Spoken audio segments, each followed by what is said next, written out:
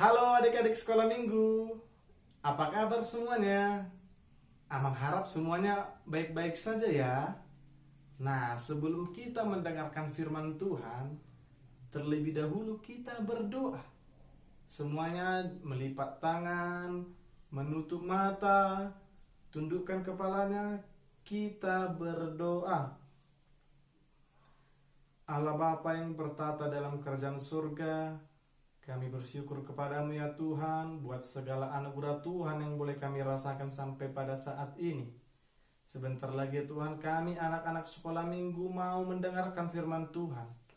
Untuk itu Tuhan berkati hati dan pikiran kami, supaya kami mampu mendengarkan firman Tuhan dengan baik dan boleh melakukannya di dalam kehidupan kami sehari-hari. Terima kasih ya Tuhan. Di dalam Kristus Yesus kami berdoa dan mengucap syukur hanya kepadamu. Amin. Nah, sekarang adik-adik, kita buka Alkitab kita di 2 Raja-Raja pasal 4, dimulai dari ayat 30 sampai ayat 37. Ayo semua dibuka Alkitabnya di 2 Raja-Raja pasal 4, dimulai dari ayat 30 sampai ayat 37. Amang akan bacakan dari sini, dan kemudian adik-adik diikuti ya di rumah. Amang akan bacakan. Tetapi berkatalah ibu anak itu, demi Tuhan yang hidup dan demi hidupmu sendiri, sesungguhnya aku tidak akan meninggalkan engkau. Lalu bangunlah Elisa dan berjalan mengikuti perempuan itu. Adapun Gehazi telah berjalan mendahului mereka dan telah menaruh tongkat di atas anak itu, tetapi tidak ada suara dan tidak ada tanda hidup. Lalu kembalilah ia menemui Elisa serta memberitahukan kepadanya, katanya, anak itu tidak bangun. Dan ketika Elisa masuk ke rumah, ternyata anak itu sudah mati dan terbaring di atas tempat tidurnya. Sesudah ia masuk, ditutupnyalah pintu, sehingga ia sendiri dengan anak itu di dalam kamar. Kemudian berdoalah ia kepada Tuhan.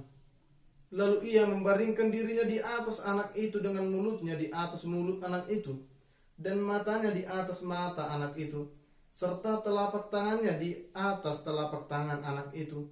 Dan karena ia meniarap di atas anak itu, maka menjadi panaslah badan anak itu.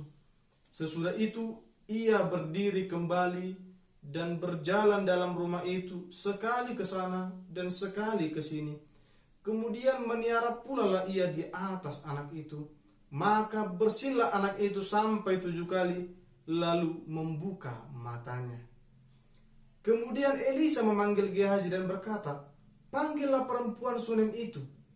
Dipanggilnyalah dia, lalu datanglah dia kepadanya.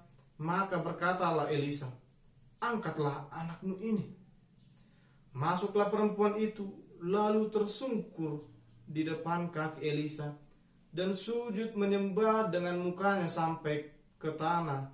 Kemudian diangkatnyalah anaknya, lalu keluar. Demikianlah firman Tuhan. Nah, adik-adik sekolah minggu, dari cerita Alkitab pada hari ini, kita diberitahukan tentang peristiwa percakapan perempuan Sunem dengan nabi yang bernama Elisa. Ketika kita baca adik-adik mulai dari ayat 8 sampai ayat 37, di sana diceritakan hiduplah sebuah keluarga, yaitu keluarga perempuan Sunem tadi. Tetapi keluarga itu belum memiliki keturunan. Keluarga itu tidak memiliki anak. Nah, ketika Elisa sering memberitakan firman Tuhan ke daerah Sunem, adik-adik, si perempuan Sunem tadi sering kali menjamu Elisa. Perempuan Sunem itu selalu memanggil Elisa untuk makan di rumahnya. Perempuan itu memasak makanan yang enak, menghidangkan makanan yang luar biasa, membuat minuman yang enak-enak, supaya hamba Tuhan tadi memiliki tenaga yang penuh untuk melanjutkan perjalanannya. Nah, saking senangnya perempuan Sunem itu adik-adik, dia berdiskusi dengan suaminya. Bagaimana kalau kita membangun kamar hamba Allah ini di atas rumah kita? Dan suaminya pun setuju. Supaya ketika Elisa singgah ke daerah Sunem, mereka boleh beristirahat di kamar tadi. Supaya mereka dan murid-muridnya tidak kehujanan, tidak terlalu lelah untuk melanjutkan perjalanannya. Maka dibangun mereka lah satu kamar.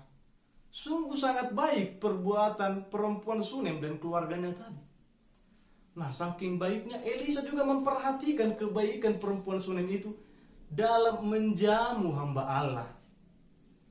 Nah, karena kebaikannya tadi, si Elisa menanyakan kepada Gehazi, coba tanyakan kepada perempuan Sunem itu. Sebab mereka telah berbuat baik kepada kita. Apakah yang harus kita lakukan kepadanya? Lalu Gehazi langsung berjalan menemui perempuan Sunem tersebut dan bertanya, apakah yang dapat kami perbuat kepadamu? Kemudian perempuan Sunem itu hanya menjawab, engkau tahu bahwa kami hanya tinggal di tengah-tengah kaum ini. Dia tidak memiliki permintaan apapun yang diberikan kepada Gehazi, sang muridnya si Elisa. Tetapi ketika Elisa menanyakan kepada Gehazi tadi, si Gehazi menjawab, tuanku, engkau tahu bahwa keluarga mereka belum memiliki keturunan. Lalu kemudian Elisa langsung menjawab Gehazi tersebut, tahun depan ia akan melahirkan seorang anak laki-laki. Langsung sontak perempuan Sunem tersebut menjawab, jangan engkau berdusta, ya hamba Allah. Lalu masuklah ke tahun depan, dan sama seperti yang dikatakan Nabi Elisa tadi adik-adik, si perempuan Sunem tersebut melahirkan seorang anak laki-laki. Lalu lama-kelamaan anak itu semakin bertumbuh menjadi anak yang kuat, menjadi anak yang sudah menjadi seorang anak yang besar. Lalu diajak ayahnya lah dia untuk pergi ke ladang gandum. Tetapi ketika di ladang gandum, tiba-tiba kepala anak tersebut sakit. Aduh ayah, kepalaku sangat sakit. Aduh kepalaku, kata anak tersebut. Lalu sang ayah langsung segera merespon. Dikatakannya lah kepada penyabit gandum tersebut, hei penyabit gandum, tolong antarkan anakku kepada ibunya. Tolong antarkan. Langsung segera diantarkan anak tersebut kepada ibunya. Nah, ketika ibunya melihat anak itu telah meninggal. Tetapi dia tidak langsung kehilangan harapan. Pada akhirnya perempuan itu berniat untuk menemui si Elisa. Dia menemui Elisa. Ketika dia sudah berjumpa dengan Elisa, Elisa sudah menyuruhnya untuk pergi bersama Gehazi. Tetapi perempuan itu menjawab, aku tidak mau ketika engkau tidak pergi bersamaku. Si perempuan itu mempercayai bahwa ketika Elisa datang ke tempatnya, maka sesuatu akan terjadi. Maka mujizat Tuhan akan dilakukan oleh Elisa. Pada akhirnya Elisa pun pergi berjalan dengan perempuan itu. Ketika Elisa melihat bahwa anak itu sudah meninggal, dia mengatakan kepada orang-orang yang ada di situ untuk keluar dari kamar tersebut. Kemudian dia menutup pintunya, berdoa. Lalu setelah berdoa, dia memanggil ibunya, yaitu perempuan Sunem tadi. Masuklah, angkatlah anakmu itu. Dan ibunya sangat bersukacita sebab anak tersebut sudah bangkit dari kematian. Anak tersebut sudah sehat kembali. Nah, karena saking sukacitanya, dia menyembah kepada Tuhan melalui perbuatan Nabi Tuhan, yaitu Elisa. Nah, adik-adik sekolah minggu, dari cerita ini sudah sangat jelas diceritakan kepada kita bahwa perempuan itu tidak menyerah. Walaupun anaknya sudah mati, dia tetap percaya kepada Tuhan. Dia tetap yakin bahwa Tuhan akan melakukan sesuatu ketika ia tetap percaya. Ketika ia tetap mau mengharapkan keajaiban dari Tuhan. Untuk itu adik-adik, ada beberapa hal yang kita harus lihat dari cerita Alkitab hari ini. Yang pertama, Tuhan akan memberikan sukacita kepada orang yang bersungguh-sungguh memuji nama Tuhan. Nah, sama seperti perempuan Sunem tadi, karena dia bersungguh-sungguh memuji Tuhan, maka Tuhan memberikan keajaiban kepada hidupnya. Lalu yang berikutnya, hormatilah orang tuamu, sama seperti yang ada pada tita kelima.